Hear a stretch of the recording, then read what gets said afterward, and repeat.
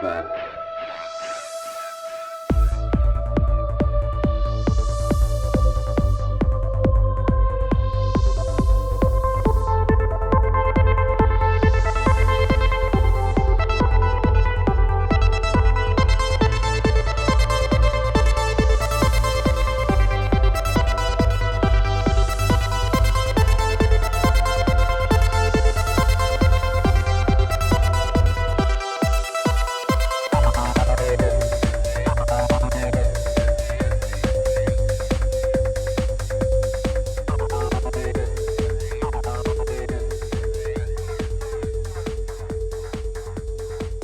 What's up? Another episode of Ripple Effect Podcast. I'm your host, Ricardo Renz, also known as Ricky Brands, and a great episode for you today. Today we have a returning guest, but some of you guys might have not heard the last episode he was on because I believe it was episode 16, so it was quite a long time ago. So it's fun to catch up again and reconnect and just see that we're both kind of doing what we were doing quite some years ago. And if you're not familiar with him, he has a great show called Redacted Tonight. You can see it on RT America. You can also use the Portable app or the RT app, or I believe Pluto TV used to have RT America on there. I'm not sure if they still do. But either way, you can go to his website, leecamp.com, which I'll put in the show description, and also go to his YouTube channel, which I'll also put in the show description. And I'll give you all the links to all his stuff. Redacted Tonight's his show. It's kind of like The Daily Show, but actually reporting on real news and actually funny. And he also has two podcasts, one called Government Secrets and another one called Censored. So definitely check those out. Anywhere you listen to podcasts, those will be available, including YouTube. And he's also on Rockfin, which I am now also on. So definitely check out his channel on Rockfin, support him there. Now to the other things. Like I mentioned, I'm on Rockfin. I have a solo show called Ricky Rants on Rockfin. It's where I just kind of rant for 20-30 minutes and see where those rants take me. Personal stories, personal philosophies. I share a bunch of different things, so definitely check that out, and I'm sure I will get better as the show continues. Not that I think the two episodes I've put out suck, but I think that it does take some talent to be able to talk by yourself and gather all your thoughts and be able to make it interesting for that long period of time. And I know people like Bill Burr do it. I know Lee Camp does it. Sometimes these solo shows where they just kind of share their thoughts throughout the years of podcasting. I always had somebody else to kind of bounce ideas off, talk to, and conversate with. Made the whole process much easier. But it'll be fun to see how that show progresses. But either way, it's called Ricky Rants and Rockfin. You can support me there by just subscribing to my channel. If you're a paid subscriber, you can go there, check out my show, subscribe to Lee Camp show. Bunch of other people that we know and love on there, like Jimmy Dore, Last American Vagabond, Charlie Robinson, Whitney Webb. So a lot of awesome people. I'm sure if you're listening to my show or you're a fan of Lee Camp's, you're going to find tons of people on there that you love. So you can go there, you can tip the shows, you can subscribe to the shows, and that helps some way monetize our shows. So I'm not sure exactly how it works. With that said, I also have a Patreon page, which a lot of podcasters do, of course. And if you're also on Patreon, you can support my show.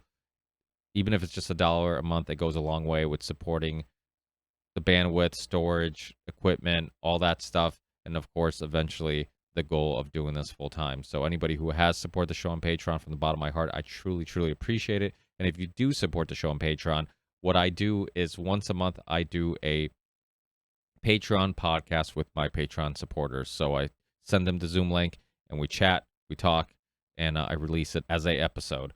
And that is going to be roughly once a month. The Rockfin show is going to be roughly once a week. And then I have the UNWANTED, which is the other show I do with Sam Tripoli, Charlie Robinson, and Midnight Mike. That show is every other week. So tons of podcasts, tons of ways to listen to me. Also, I have a merch store, and the merch store is the Ripple Effect Podcast, merch.com. I think that's about everything for now. That's about all the place. Oh, and fringe.fm, alternative media radio. Download the app, go to the website, check them out. and my show is on the air every Wednesday night at 6 p.m. Eastern Time. So definitely check it out. That's it, guys. Enjoy the great conversation with Lee Camp, and I will see you guys on the next one. Peace.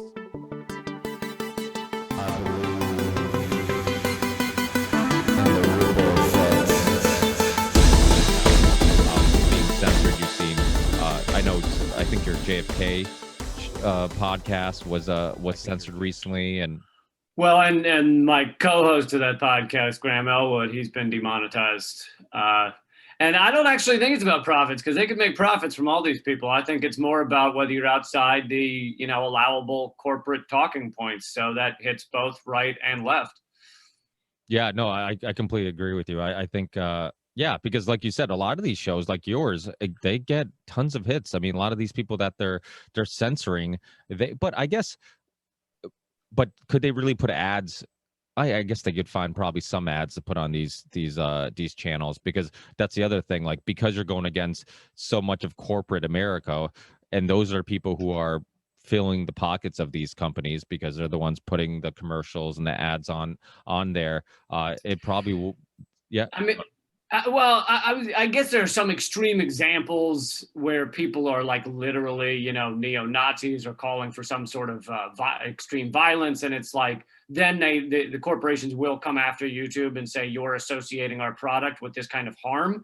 But I don't think they like watch my YouTube and think how dare you associate our product with what he's saying. I think the mass censorship outside of those extreme examples has to do with like basically the oligarchs saying, listen, you have allowed people to learn enough that they no longer support kind of the propaganda that's put forward on your mainstream news.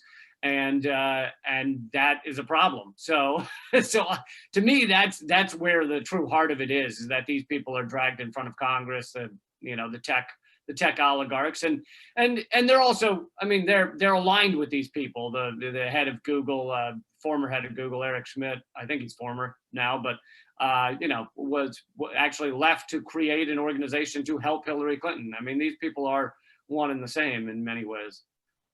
Yeah, no, absolutely. And people like ourselves who've been complaining about the war propaganda and how the media doesn't really care about ideologies or left or right or any of those things that we can kind of get caught up in, especially during election years. If you look at the history of war propaganda, I mean, both sides have spewed the same bullshit. It doesn't matter if it's MSNBC or if it's, whatever it may be, Fox News, they're all pro-war. And I remember when I did a show, Sam Tripoli, and we were talking about this, how right now it seems like, before the election, how it seemed like, a lot of people are like, oh, look at Fox News. They seem to be having more truth than MSNBC or CNN, which, their agenda is even just even more obvious. And but we were talking about this. We're like, yeah, if this was after the Iraq or during the Iraq war, we'd be saying the opposite. We're like, what, Fox News is pushing the war a little harder than the other side. So it's like, it's not really like they. Well, but if you're talking about the second Iraq war starting in the 2000s, MSNBC fired their number one host, Phil Donahue, for being anti-Iraq war. They paid Jesse Ventura, who they'd signed a massive deal with to kind of be one of their main shows. They paid him roughly, somewhere in the ballpark of $10 million just to get out of his contract and go away. Just basically, here's millions of dollars. Just don't be on our airwaves because you're against the Iraq war. So yeah, it goes back to even then.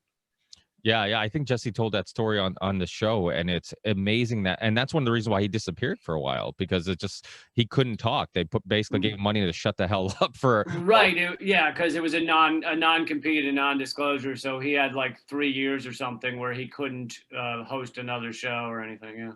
Yeah. Yeah. That's and that's the thing. A lot of people in the alternative media community, they've seen the censorship already in regards to, like you said, when you're fighting, like, I think, because for a while, remember when I first got into alternative media, like it seemed like war was the thing that really made I was the most passionate about, and it seemed like the military industrial complex really was the most dangerous thing. And now you see like the power of big pharma and how it almost surpasses the military industrial complex. And so all these agendas are the reason why I think you're seeing the censorship. You're seeing the censorship on anybody who says vitamin C is bad for you, or or get healthy and worry about your immune system. And so it does make us nervous because you did see it. It's being escalated, and I almost feel like a lot of people unfortunately feel like when people they they don't like are being censored, they're not that concerned about it. They're like, oh yeah, they believe the bullshit reasoning, like, oh, it's for this cause or for that reason. And then, but it's like, I keep getting, I should really look it up because I keep saying the quote and I keep messing it up. But that World War II quote, first they came for the socialists and I did nothing. Then they came, and then they came for me and there was nobody. Well, I've noticed that there's about 70 different versions of that people pass around, but the gist is the same, Yeah. And that's kind of what's happening, right? It's just like nobody's concerned about it when they're censoring people they don't like. I mean, even the Trump thing, I'm like, I don't care what people think about Trump. Like the fact that they colluded, same thing with Alex Jones. A lot of people, when Alex Jones was being censored, a lot of people who didn't like him could still see like, oh, this couldn't be a problem eventually, because the fact that they could all collude together and overnight make them disappear. Yeah, I had said when Alex Jones was kind of the first test balloon of like just purging these people from these platforms, as opposed to shadow banning or suppressing. I mean, I've basically been shadow banned to some extent on Facebook since end of 2015 or something. I was gaining 5,000 followers a week roughly on Facebook, and then it just stopped, and I've never gained a follower since. So they were doing that for a while, and then Alex Jones was this test balloon of, can we just erase people from the internet? And I'd say 97.6% of everything Alex Jones says, and yet I was outspoken about how it was dangerous, and it was not like they were just going to purge him and that was it. And sure enough, within 6 months or something, they had deleted projects like Free Thought Project, Police the Police, Anti-Media, Antiwar.com from Facebook and Twitter, basically simultaneously, also deleting the editors of those platforms from Twitter when they're purging it from Facebook. And you're going, wow, so the tops of Facebook and Twitter are literally talking to each other saying, we're pulling down this page, here are their editors, erase them from Twitter. And it's like that level of collusion we hadn't seen before. And to me, it was obvious that it was like, well, this just leads straight to us on the far left, or people, libertarians who are outside the allowable corporate talking points as well. And I was saying that back then. Now, I do understand. I think people like to think that that speech is a black and white issue. I do understand that any society can decide on a sliding scale where that is. Most people agree you shouldn't be able to outwardly call for, the death of someone. Hey, whoever can kill so-and-so, I'll send you $10, or I'll give you a high five. Like we have beliefs on that, like some sort of sliding scale. And so I believe that those who call for the death or the violence against someone should be banned. And so therefore, I think Obama, Hillary, Pompeo, Trump, I think they should be banned. I mean, Trump literally was threatening to obliterate North Korea with nuclear bombs. To me, that counts as a threat of violence. Now, of course, these platforms would never do that because these are their oligarchical rulers, and they're mostly going to do whatever they want, with the exception of Trump, who went against the other oligarchical rulers, and therefore he has been purged and they have not. Yeah, that North Korea thing was to me was the most dangerous thing. If you were going to find a reason to ban him, I think possibly sparking a nuclear war could be a good reason. You know, I'm like, well, I'm like, how did that not get him banned? You know, I'm like, and Well, because that type of thing is actually acceptable, right? CNN and Fox News, they do that all the time, push us towards nuclear war. I mean, invent out of whole cloth stories against North Korea or Russia or Iran that definitely and unquestionably push us towards nuclear annihilation of our species. So that type of thing they can't come down on Trump for because it's what they're doing daily. yeah, yeah, absolutely. It's unfortunate that everything becomes political because they did a great. I mean, the whole divide and conquer, especially like right before the election. I had friends of mine who managed gyms, and there was constant political fights at the gym that have to break up. A buddy of mine who manages a grocery store, and calling the cops because people are mad at each other because their mask is below their nose or they're just standing too close to them, and it created all this tension between people. And to me, it just, when we're emotional, it's the best time to take advantage of us, because you look at, like, we briefly talked about the Iraq war.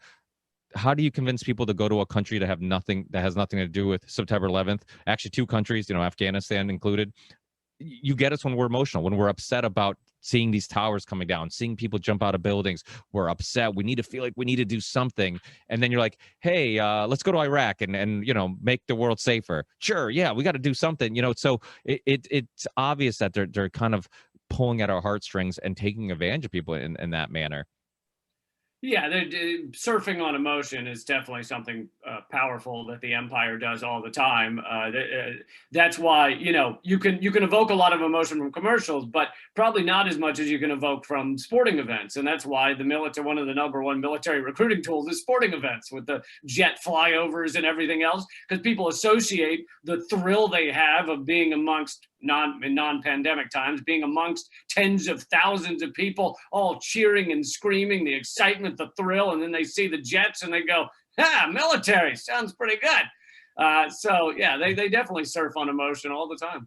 And we pay for that, by the way. Yeah. Yeah, I mean, we pay for all that, so people can just cheer, those 5 seconds of excitement of hearing the Jets just cheering on. It's like, well, there goes our tax money. That's one thing that, speaking of wars, I think is really interesting, because something that Bernie Sanders said, and of course we all have our issues with Bernie Sanders, but with obviously the establishment and whatnot, but people are going to do this drinking game with every time Ricky says whatnot, because I get that's like the one thing that's my thing. It's always like whatnot, but anyway, so hopefully you'll be drunk by the end of the show, somebody. But yeah, Bernie Sanders will when he said, like, nobody ever asks how do we pay for wars. When he's saying, hey, we should do this, we should do that, we should get people universal health care, we should do universal basic income. So many people are like, we can't afford that, we can't afford that. And I'm like, all these bases we have everywhere, by our our Department of War, because I like calling the Department of War the previous name, now called Department of Defense, which isn't really an accurate name. But every time we're bombing things, like, you'll see the news, like, oh, we bombed this, we bombed that, we brought troops here, troops there. That all consists of taxpayer money, and nobody ever asks, how do we afford this? And yet you bring up anything that helps the average person, and immediately people are like, how can we afford this, how can we afford that? I think it's ridiculous. Yeah, we do. Our military budget, once you include the black budget, is closer to $1 trillion a year. It's more than it's more than the next 10 countries combined, I believe, but it's more than like 160 of the other countries combined. It's just an insane amount of money that no one could ever comprehend. There's 21, actually it's more like 35, but the early reporting was $21 trillion unaccounted for adjustments at our Pentagon, within our Pentagon budget, that I've been covering a lot, but has gotten very little coverage. The Pentagon finally did an audit with 1,000 auditors for the first time. They were legally supposed to do it since the 90s, and they finally did it a year ago and came forward after a year of auditing and basically just said, we failed our audit, and gave no information, nothing. I mean, it is a complete black hole of money, and people cannot comprehend the amount of money we're talking about. If you have a job and you make $40,000 a year, You know how long it would take you to make $1 trillion, the yearly budget of our Pentagon? It would take you 25 million years. Okay. This amount of money is just unfathomable, and it could fund all of the things that we like for our society, that's actually helpful to people, that actually it contributes to health, that actually contributes to happiness, that actually contributes to security. Because when you don't fear that you're going to get sick and go to a hospital and be bankrupt, then guess what? That makes you more secure as an individual, more secure in your life. And every time we talk about those things, you're right. People say, well, the politicians and then the media, and then they get other idiots to say it, but say, well, how are we going to pay for that? Yeah, no one asks that when we're dropping a bomb every 12 minutes. And then even like the COVID relief bill, like that meme that was going around showing all the money that, was going to these foreign countries and all these ridiculous things. And at the very bottom it said, and you get $600. Like, that's our money. But when people don't realize, like, if I always say this, I'm like, if you don't get the money in one way or another, either it's healthcare or however you get it from a check, they're just going to spend it somewhere else. So at least you're getting some of your money back, instead of them spending, giving it to some corporate company. And it creates this, like, I have so many people like, oh, you're giving it to the people who don't work and people who do this and do that. I'm a big believer that we're only as a society, we're only as strong as our weakest link. And, like, I have 2 children. I want to live in a somewhat safe environment. I want them to grow up in a somewhat safe environment. I don't want people hungry and starving and then robbing me or breaking into my house because of not because they want to do those things. I mean, when you talk to a lot of people who end up being criminals or follow some, go off the wrong path, usually it was by necessity. It was because they had no other options. Right. Libertarians love to talk about, well, I don't want to I don't want to have force. No one should exert force on me to do anything. I want to be free. But they want to ignore economic force. Economic force is incredibly powerful, and it pushes people to do all kinds of things. It pushes them into crime. It pushes them into taking jobs they don't want. It pushes them into the military, which, if we define the military, this is to kill and possibly be killed because you want to cover your college because you can't afford college. People sign up to cover their college. Like, how is that not economic force? And how is that different than prostitution? People love to say, oh, well, prostitutes are so horrible. And it's like, well, if they didn't want to do it, then they get some of them, plenty of them want to do it. But if they didn't want to do it, then they gave into economic force. It's no different than the military. And yet we act like, oh, these things are completely different. No, you sign up for the military because of honor. Yeah, no, most people are signing up because they see the benefits. And the other thing people should think about when they talk about the military, our military is basically the largest socialist entity on the planet. I mean, it is a massive socialist entity. You sign up for the military and you are given a promise of healthcare coverage, a promise of college, a promise of good insurance when you get done with the military, of being taken care of. Now, I'm not saying we don't fail on many of those fronts, but that's the promise. And that promise is basically socialism. So people sign up for the military because they're promised to get the socialism that in many other countries you get for just being a citizen. Yeah, I was born in Portugal, and obviously, like much of Western Europe, they have universal healthcare and a lot of those socialist programs that are kind of looked down upon in America. And without a doubt, they have their issues. And they also decriminalized all drugs, right? Yeah, in '01, yeah, which really has become. They wanted to look at it as basically as a medical issue instead of a criminal issue. Right. You spend all this money locking people up. They don't get help usually. They're back out. They're doing the same thing, and it doesn't. And the result was that the percentage, the per capita number of overdoses is like the second lowest in all of Europe now. Yeah, and I know it's like obviously a small country and it's a small sample size, but I think you need smaller countries like that to kind of take that risk and take. And it really wasn't a risk. Basically the government said, we're going to hire a bunch of doctors and really smart people who know much more about this issue than we do, and whatever conclusion you guys come up with, we're going to do. And they're like, okay, we came to the conclusion that we're going to decriminalize everything, and as long as you only have a personal amount of that drug, you basically don't really get in trouble. And then if you have more than that, I guess they have you looked at to see if you need help or whatever. And So and really, you getting people help is how you fix the problem. It really is a medical issue. It's not really a criminal issue. I mean, most people, and that goes into the whole discussion on addiction. I'm a big believer. People like Dr. Carl Hart, who actually recently was just on the Joe Rogan podcast again, but I'm a big fan of his way of looking at addiction, that it's more about a internal issue. You have some internal psychological or emotional issues that you're trying to fix, and it's less about how addictive the drug is itself. Because if it really was just the drug, then Yeah, if I had a shot of whiskey and my friend had a shot of whiskey, why did he become alcoholic and I didn't, if they had the same addictive uh right. properties? I think it's much more about internally, what are you trying to kind of mask or fix.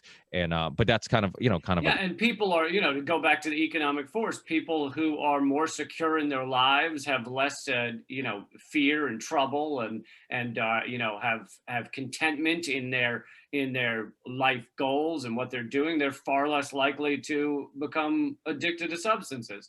But we don't take that path. We don't consider that. We don't look into that. We just say, "Oh, you do too many drugs. You're a bad person or whatever." And it's like, well, this should be a health issue. This should be, let's get this person some help, not let's lock them behind bars and that's going to fix our society. It doesn't.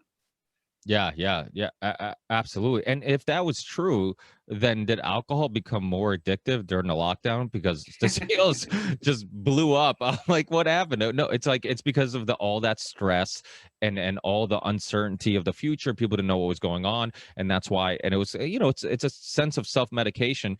I mean, I use it as more of like therapy. Having a glass of wine, or having a cigar and a whiskey. To me, like I can be there with my thoughts, and I it's just use it to get better at karaoke, really. I think many people use it for that. But yeah, it's without a doubt, I think it is some internal issues, and that's why the lockdown and all the negative effects of the way we're handling this whole issue is, I think is kind of being. I guess we're not focused on it as much as we probably should, because the suicide rates in California are blowing up. You have. Well, well, Yep. and this is connected to the fact that community has been gutted in our nation. You know, our nation, because look, this is where capitalism goes, but it can be slowed or it can be just let loose like a monster. And we have the most unfettered version of capitalism. And so we're in the later stages where it guts everything even more. It atomizes people. We all live in our self-selected seclusion cells with, maybe a couple of people. Maybe we have a family of 4 or 5, but it's not that many. We don't know our communities.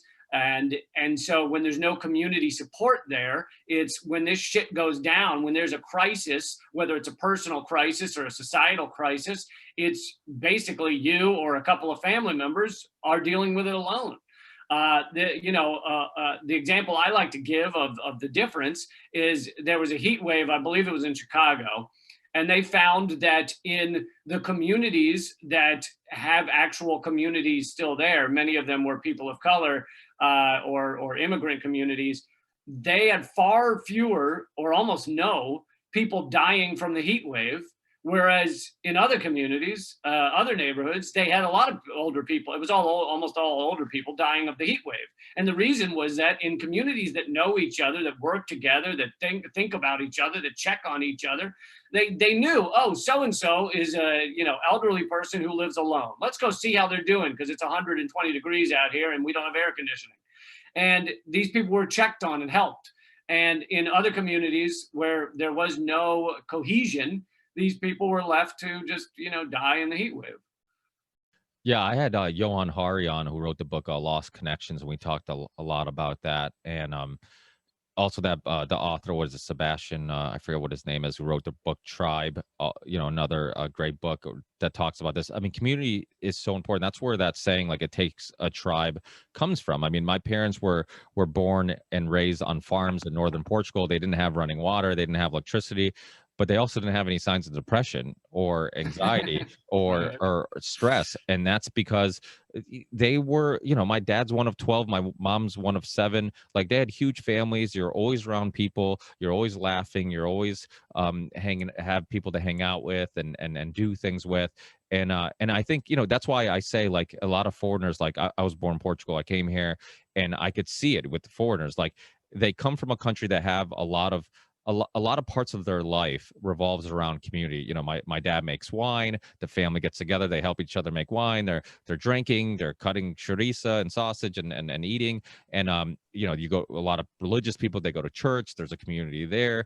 And then you come to America and you're so caught up in, like, this idea of, like, oh, America says if I make a lot of money, or I can go there and make a lot of money, and a lot of money, I've been told, brings me happiness. So let me just go there, chase all this money, and then happiness will be, the end game. So Right. people come here, these foreigners will come here and get so caught up with that goal. And I saw it with my father. My father would say it. He's like, oh, I wish I was still in Portugal. And I'm like, Dad, you didn't have running water in Portugal. When I was a kid, I didn't get it. And now looking back, I'm like, oh, but he also didn't have stress. He didn't have Right. a employer that was saying, hey, you got to work on weekends. Oh yeah, I'm sorry that you're missing all your kids' events and you're doing this and you're doing that. And by the time you do get home and have free time, you're too tired to actually invest any quality time with your family. Right. But your purpose is to make money, right? You want to make money. You see it now with the younger generations. Like, people are always saying, oh, the young people, they don't give a shit about work, and they're lazy. I'm like, maybe, or they've realized that their divorced parents who are self-medicating with pills or alcohol, they don't want to go down that road. Maybe they decide, like, hey, free time and having time to pursue hobbies, or just spending time with friends and family, doing the Well, things. it's something like 80% of people in this country either don't like their job or don't think it's actually, it's not their passion or it's not useful. Or fulfill. And so it's you're spending most of your life, your productive years at least, doing something that is not of you very much of your choosing. I mean, to some degree it is, but largely, like we talked about earlier, the economic force. It's not. Most people are not doing what they really want to be doing, and so with that free time, if they don't work as hard, if they don't try and get rich from slaving away at an accounting job for 40 years, they could follow other passions. But we live in a culture that has largely not promoted that, not made that the goal. Instead, the goal, like you're saying, is to amass quote unquote wealth. But there's different kinds of wealth. We only talk in America largely about financial wealth, about monetary wealth. We don't talk about wealth of community or friendship, or wealth of in terms of your healthiness, your enjoyment in life. Like, those are kinds of wealth too, but we don't we act like those aren't. We act like wealth is just one thing. It's just what the dollar sign says in the bank. Yeah, and that's kind of what's sad about, the world we live in, is that we put people on a pedestal. Like, because if you're really financially successful, we put you on a pedestal, like, oh, you won. You're like, you're winning this game of life. And it's like, you go and you meet them and you hang out with them, you're like, this person's a miserable fuck who his wife is cheating on him, his kids hate him. Like, what did you win? You won ones and zeros in the bank account. And that's why I'm a huge fan of Dr. Christopher Ryan. He's been on my show before some years ago, and his most recent book, Civilized to Death. He also has a podcast, Tangentially Speaking. And he this whole idea of, like, what's progression, and asking these questions of, like, okay, our phones are getting faster, our cars are getting better, our internet's better, everything's better, but we're not happier. So what the fuck's getting better? Like, we have to rethink what is progression as a civilization, especially when you look at, like, tribal populations, and they are happier and healthier. And all these things come at a price. Mhm. I mean, we're seeing it with our quality of foods. It's like, oh, GMOs, for example. It's like, oh, we've figured out technology to make our foods better and make it cheaper and all this stuff. And come to find out, it's making us unhealthy. And Right. so I think it's a balancing act, and all these things do come at a price, and people have to. I think during the lockdown, one good thing was, like, I had friends of mine tell me, like, oh, the good thing is I get to spend some more quality time with the family. And I would think to myself, I'm like, I didn't spend much more time with the family because I've already made it a effort to do the things I enjoy Mm. and not have work completely consume my life. And if you cut out maybe and this goes back, there's a really good documentary, you might have seen it, it was a Canadian documentary called The Corporation, and it was all about Mhm. how corporations, manipulate people, and similar to like if anybody studies like Edward Bernays and how Yep. they're pulling at your desires and getting you to indirectly want something, and all these tricks that most of us don't even have the slightest idea are happening with marketing and PR. It's like the Bill Hicks joke, Yeah. if you're a marketer or something like that, like kill yourself. I guess it wasn't a joke, he was probably being honest, but it really is like the root of all evil marketing, because it's literally like brainwashing. Well, and I mean, there obviously is some discussion on this, but I never feel like there's enough because because almost the entirety of our system, our media, everything is funded by ads. There's very few people that are willing to criticize ads on a regular basis. But if you like actually take a step back and look at it, they estimate we take in between 1,000 and 3,000 ads and brand names per day. Even if you wanted to shoot on the low side, let's say that's 500 ads per day, telling you, and you have to add up what are they telling you as a whole. Well, not what one individual, oh, McDonald's, but what as a whole are they telling you? Well, for one thing, they're promoting capitalism and consumerism, but they're really giving you just a million different versions of need. It is an endless need to get you to consume. Even if they're promoting something like home security, that's still a need for security and a fear of insecurity. So they're heightening and invoking in us an endless number of needs and endless number of fears.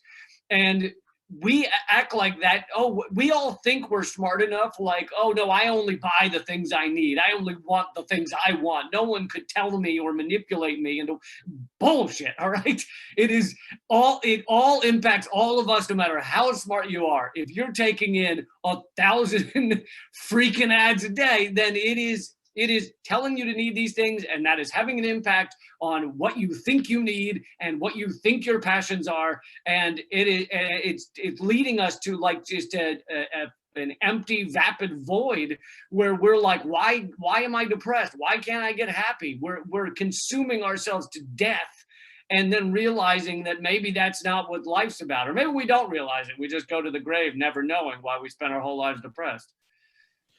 Yeah, it's that's why I kind of enjoy talking to people that are a little older. I feel like when you're closer to the finish line than you are the starting line of your life, and then it seems like you start putting things in perspective a little bit. Like you start being like, okay, maybe all that buying that new car and buying, because you see a lot of people who buy that huge house when they're young, and then when they get older, they're like, fuck, we don't need this big house. It's just a lot of money and work, and let me try to get rid of this. And they, they downgrade a little bit, or they live in a condo or something like that, and it's like they Mhm. realize like, oh, what brings me happiness, it's like being with my grandkids and going golfing or whatever the hell you do for fun, and it wasn't that pursuit of financial wealth. I had the amazing Jonathan on something like a long time ago, and he talked about how his dad hated his job. He worked for some car manufacturer, and he's like, every single day he complained about his job. Every single day he complained about a job. He finally retires, and like a month later he passes away. And that really is like the story of the typical American. Like you give all your best years in life to this job, which if they fire you or you quit or you retire, they'll just replace you, and they just move on. They don't care. And then like by the time you finally get to retire, like hopefully you still have some health. Hopefully you have some money saved up, and hopefully you have some energy to actually enjoy your life at the very end of your life, which could be, who knows how many years. And this whole system is just so ridiculous. Like this idea that we should just be consume or buying things and Well, and they there were many theorists in the 70s that looked at the way technology was going and looked at what we needed to do in society to run society, to build society. And they looked at it and said, well, technology is going to put a certain percentage of people out of work. But those people will then, get the benefits of the less of having to do less work. And so there were many like economists and theorists saying what we're going to have to figure out by the year 2000 or maybe 2020 is how to live a life of leisure. We will no longer have to work hardly at all, maybe a couple hours a week. And what will we do with ourselves? And they said that will be the big question of humanity. And instead, that hasn't happened at all. The workers have just been gutted and exploited more than ever. You have people working 3 jobs sometimes to support their kids or their life.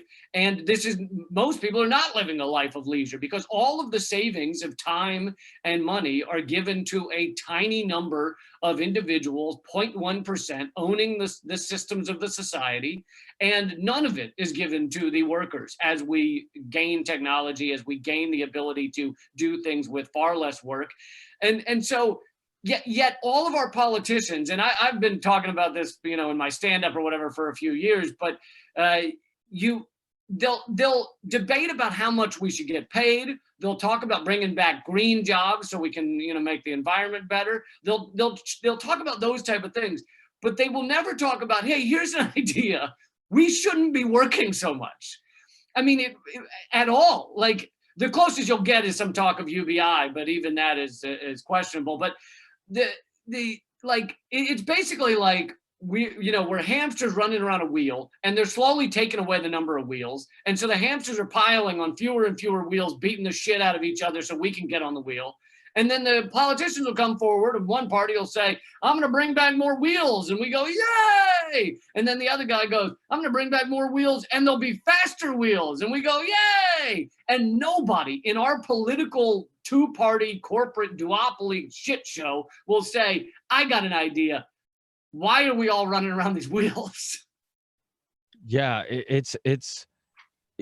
I had this conversation with Douglas Ruskoff a few times when he was on the show, and we talked about this. How Yeah, he does good work. Yeah, he does great work. But he said the same thing you said. Like, we have enough technology where we could work hours a week and spend more time pursuing things we love and enjoy. I mean, during the lockdown, I think one of the reasons why people were so bored and is because they realized that like your whole life has been revolved around your job, and you didn't spend much time with your friends and family, so that was nice. But you didn't have any hobbies to like occupy your time either, so people were looking for hobbies.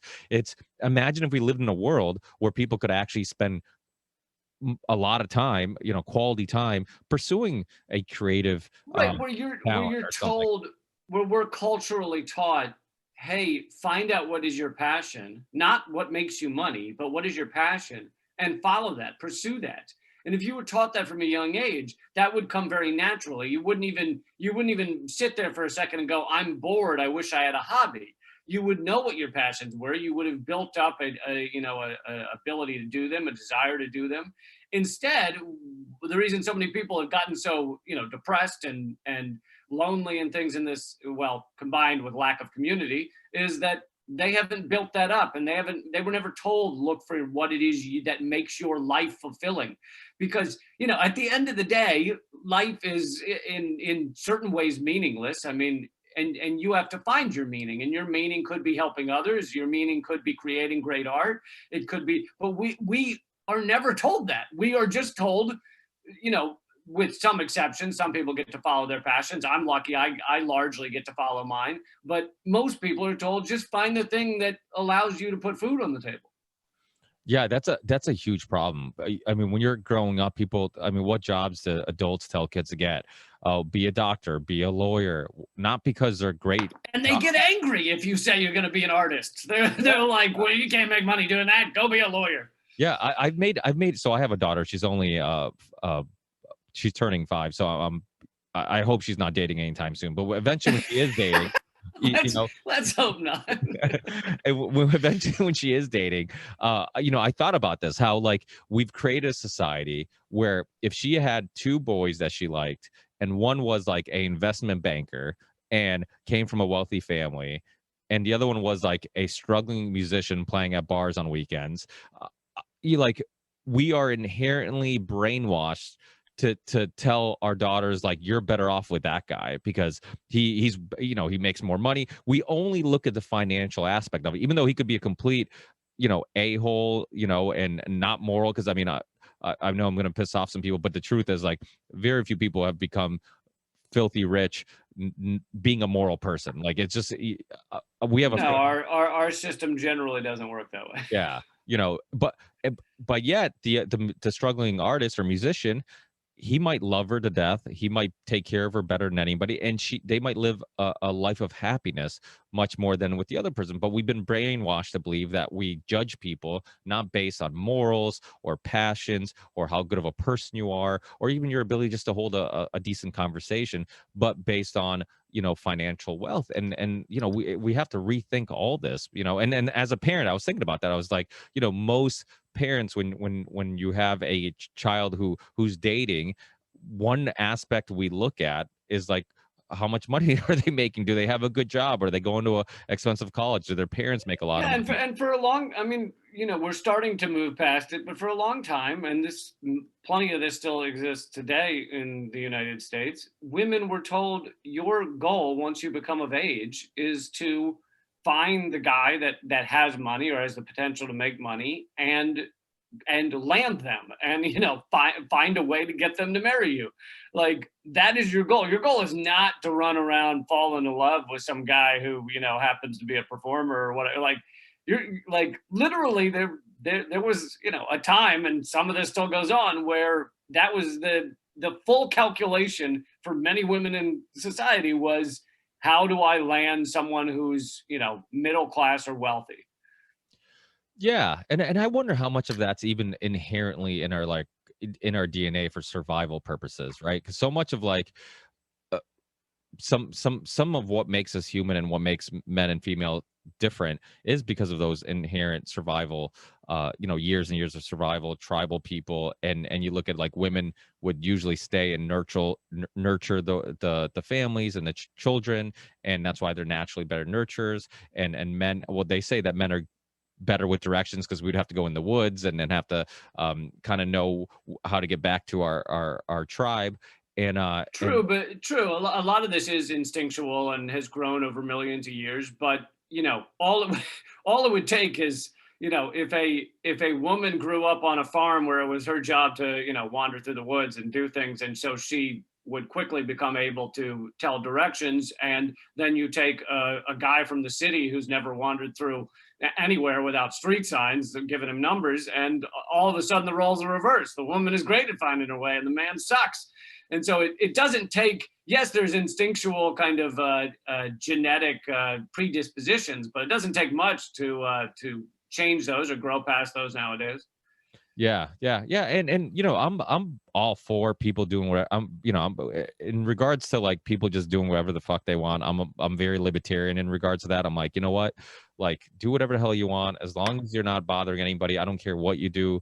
You know, if you I've always been for decriminalizing drugs. I mean, why can I go buy a handle of vodka or whiskey that could kill myself? But yet, you know, things like kratom was fighting with the government about that being legal, or, you know, any of the, you know, I've had Dennis McKenna on all the plant medicines, you know, are being suppressed or It's fucking insane. And yeah. obviously the benefits of cannabis, and you know, much of the medicines that could be made out of cannabis and hemp and things, they don't even get you high, yet our government is so fucking dumb that they just like, oh well, it's connected to a plant that in other circumstances could get you high, so therefore we're not going to study it, we're not going to allow it, we're not going to, you know, sell it.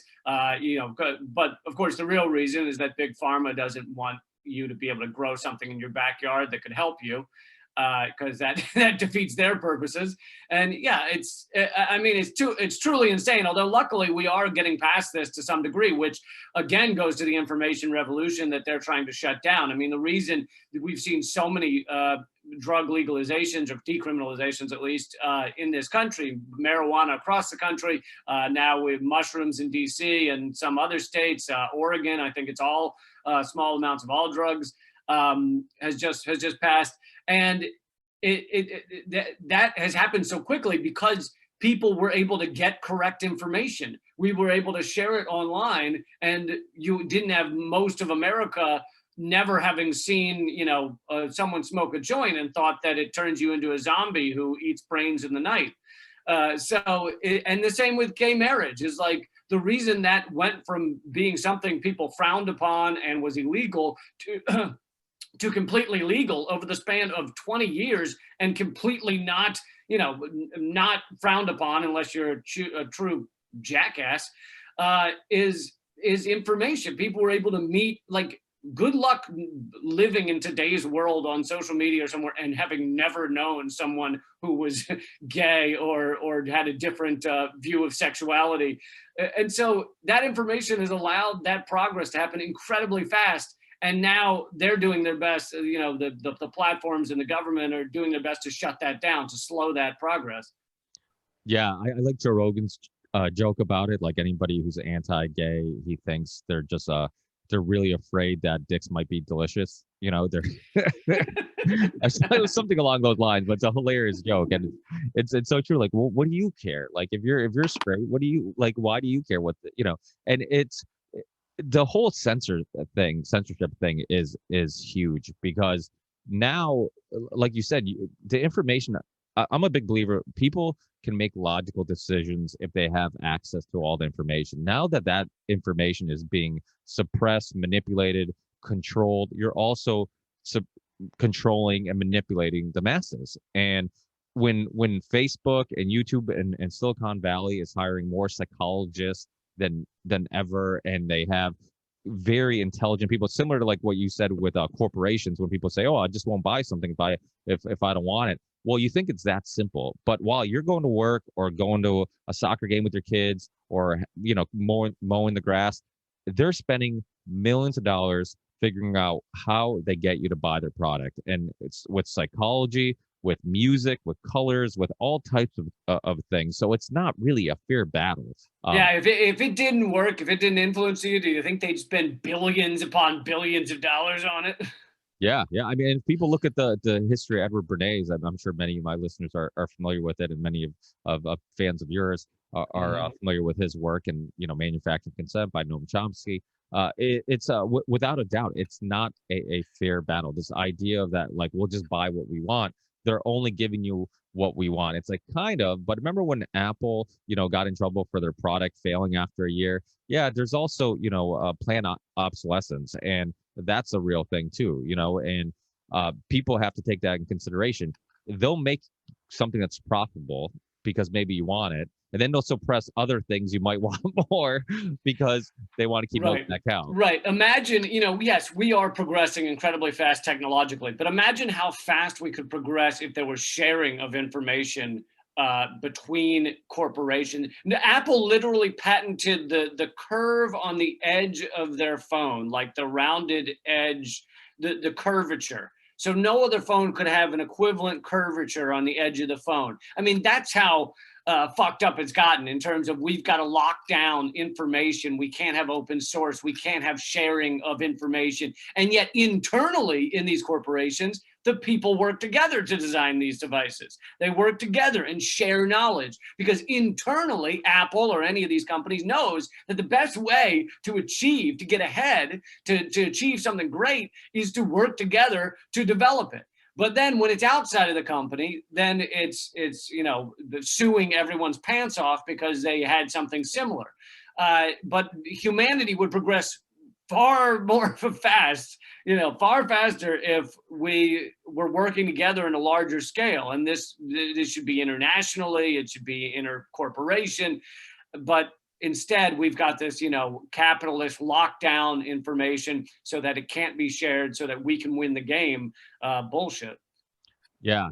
And it's nuts because the thing is, a lot of stuff, technology that Apple and other big corporations, even pharmaceutical companies get credit for, they bought from smaller companies. I mean, they would just buy out small companies or buy. I heard that even Tesla was started by someone else, and Elon Musk bought it, and also bought the rights, like, to say he's the founder. I would not be surprised. I haven't looked that up, but I did hear that. Yeah. I think I've heard something like that too. I know I've had Matt Fair on. He's not a big fan of Tesla's, Elon Musk, his business model. You know, we talked about this book called Ludicrous, and it was about how he kind of created a little bit of a pyramid scheme where he tells you you're investing in this product, but what it's really doing is he's taking your money for a product that doesn't exist so he can finish the other product, you know, people invested in, you know. Well, but the idea of the all of these corporations are Ponzi schemes in the big picture. Tesla may be worse than others because I think to this day it hasn't made a yearly profit, and yet it's one of the most profitable companies in the world because the stock is, you know, is a false view of reality. The stock price on corporations within Wall Street is not connected to reality. It is connected to gambling of, you know, financial instruments and the way you set up a brand and how much you can make that brand talked about. And obviously Elon Musk has gotten very good at being talked about, you know, around the world. And so, but Wall Street at its heart, and here's another thing that is hardly ever spoken about. Wall Street at its heart is now a Ponzi scheme because stock market started with you invest in a company, they then pay you a bit of the profits. That almost never exists anymore. I mean, it's very rare that dividends are paid, and they're usually not much. So most of the money flying around on Wall Street is people buying a piece of paper that says Apple or Google on it, which is meaningless unless you get someone else to buy in from you, and you can make money doing this, but that's the definition of a Ponzi scheme. That is what, like, if you look at this SEC definition of a Ponzi scheme, it is, you know, saying something has value when it doesn't and getting someone else to buy into it, and the money, the profit only comes from that new person buying into it. It's not connected to building something or making something. And so most of Wall Street is a Ponzi scheme, and if you talk about this, you know, they'll flip out because honestly, if that truth were to actually go viral and everyone understood that, then the whole thing would collapse. The house of cards would collapse. Yeah, I get a lot of people asking me questions about cryptocurrency, and I'm actually doing a show tonight on it. And people are always like, "Yeah, but it's not backed by anything. You know, it's not like." And I'm like, I look at them like, "What is our system now?" Right. I'm like, Right. somebody could tweet something, and a stock can go up or down. Like the value is completely manipulated. I mean, Elon Musk does it. I mean, he'll tweet something, and like the stock will go up. He'll hashtag Bitcoin, and all of a sudden, you know, the value of Bitcoin will go up. So Right. It's no more. Bitcoin has no more, no less backing it than a dollar. You know, a dollar. The only thing backing it is that it says that is the full faith of the U.S. government. But you know, what is that? And unlike the dollar, Bitcoin is deflationary instead of inflationary. There will be fewer Bitcoin as time goes on, you know, fewer available. Whereas the dollar, we just print trillions more whenever we want to. So the dollar is kind of meaningless in terms of how many you can print. Bitcoin is not. You can't print an infinite number. So in fact, in that way, Bitcoin has more value. And the idea of money initially, when it first started, was that it is a ledger of what you owe to someone. So in that way, all you need is a ledger of what is owed. And Bitcoin is an online blockchain ledger of what is owed.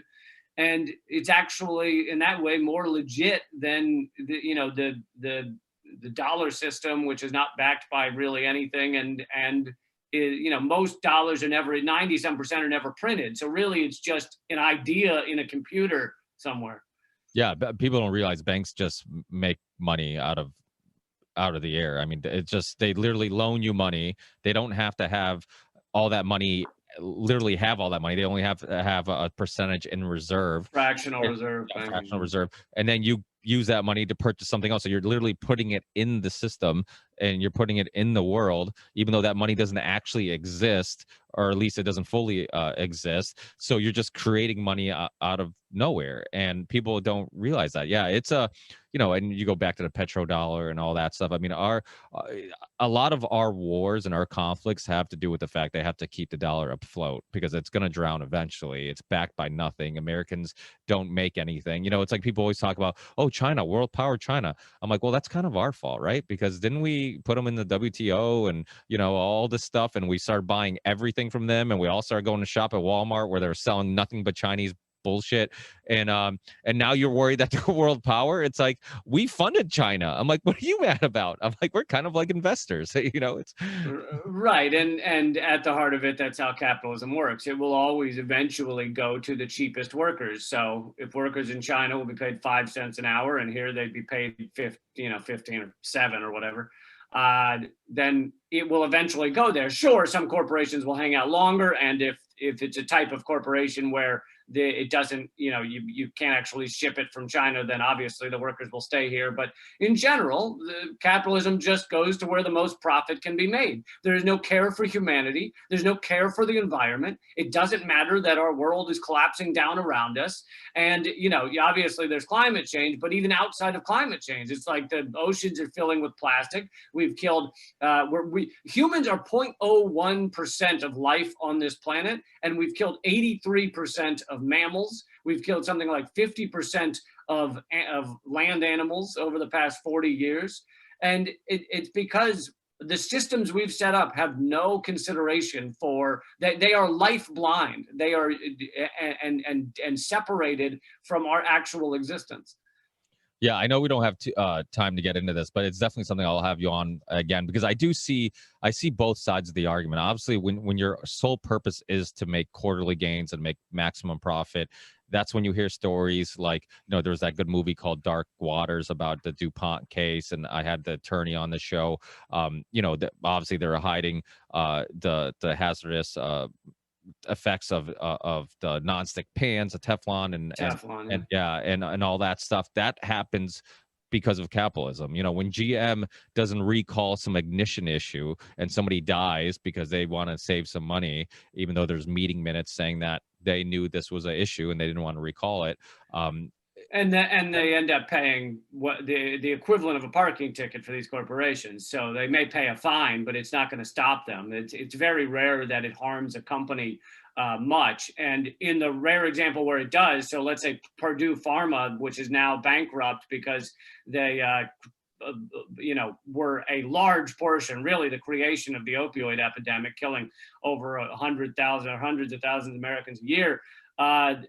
The Sackler family walked away billionaires, even after it all came to crashing down. None of them are going to jail. So at the end of the day, there's no reason for them not to do these things. There's no punishment that would make them fear the harm they're creating.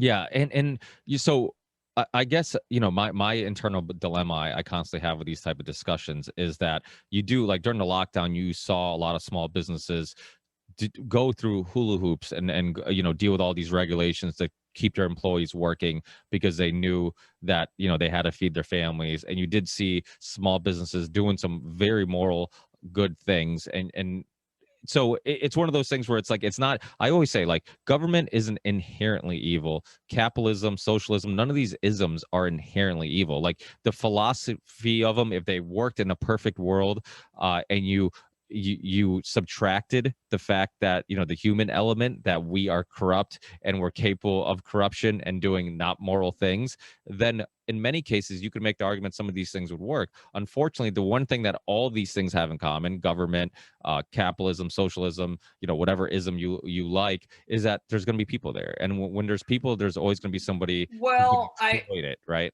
I agree. You will always have a certain percentage of corrupt individuals, and let's say the numbers are something like 1 out of every 100 people are sociopaths. I mean, their brains are not wired right, and they have no empathy for other humans.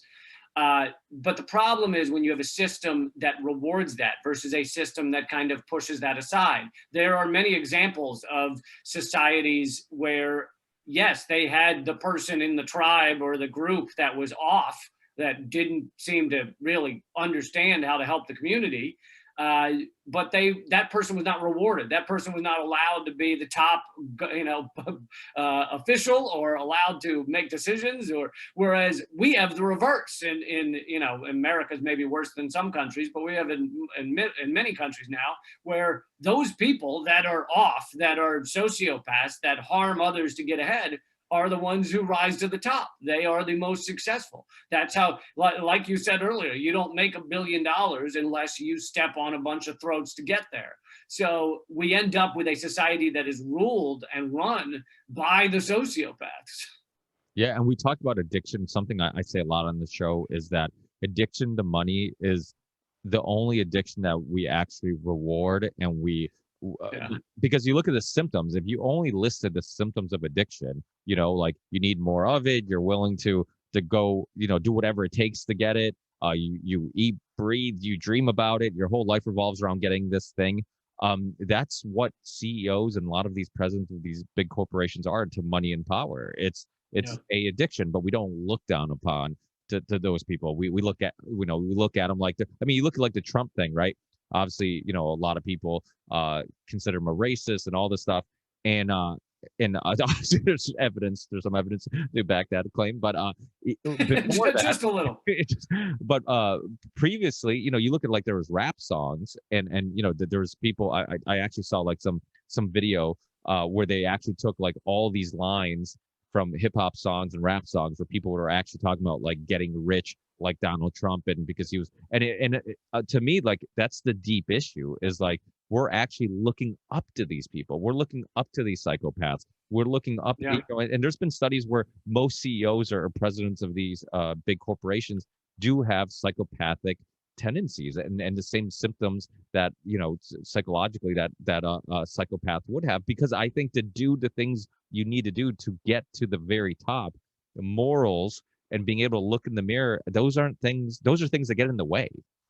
Oh, absolutely. I always said that, corporations are the most powerful entities in the world now. And who is on those corporate boards making their decisions? Who is it that gets to that room? It's not the vegan who lets you merge in front of them in traffic. That's not the guy. It's going to be the guy who finds out how to exploit others to get ahead. It's going to be the guy who finds out how to, tie some grandmas to a skateboard so he can get pulled to work. Like that, that's the guy who gets to the top. So yeah, you're absolutely right. And like you're saying, our system rewards that. We're told to view them as heroes. Jeff Bezos is on the cover of God knows how many magazines. And I showed on Redacted Tonight on my TV show, I showed several of the magazine covers that made him look like a god. In one of them, he's got a halo, and another one, he looks like some sort of Indian god. And we're holding him up like he is a superhero when he is the supervillain. His advancement, his miracle of business that he discovered was that he couldn't make the trucks drive faster to deliver the packages, but he could make the humans work faster till they collapsed and died on the warehouse floor. And that was one of his big advancements, was realizing he could make these people work running around the warehouse in such a way that they literally, there's examples of them literally collapsing and dying on the floor. And I think it was like a decade ago, but these warehouses were so massive, there's 7 football fields and these people are running around, and there was a heat wave and people were passing out regularly and nearly dying on this warehouse floors. And rather than air condition the warehouses, which would cost money, he just had ambulances parked outside the warehouse to take them off to the hospital. That was their answer. And just last week, it came out that Amazon had been stealing 1/3 of all tips given to their drivers via the app where you get things delivered. They were stealing the tips, telling the driver they didn't get tipped, and using that money to then pay the base pay of the drivers.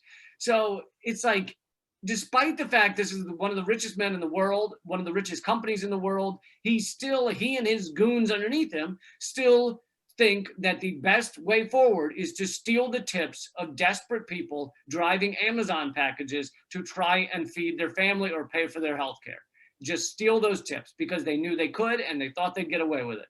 And that is the mentality. And what they end up paying, $60 million, a parking ticket. It's what Bezos makes in an afternoon or something. It's meaningless to them to not try and exploit everybody. And that's how they get ahead. And that's the system in which we live. And these guys, I mean, you think about it, like what motivates them to still continue working?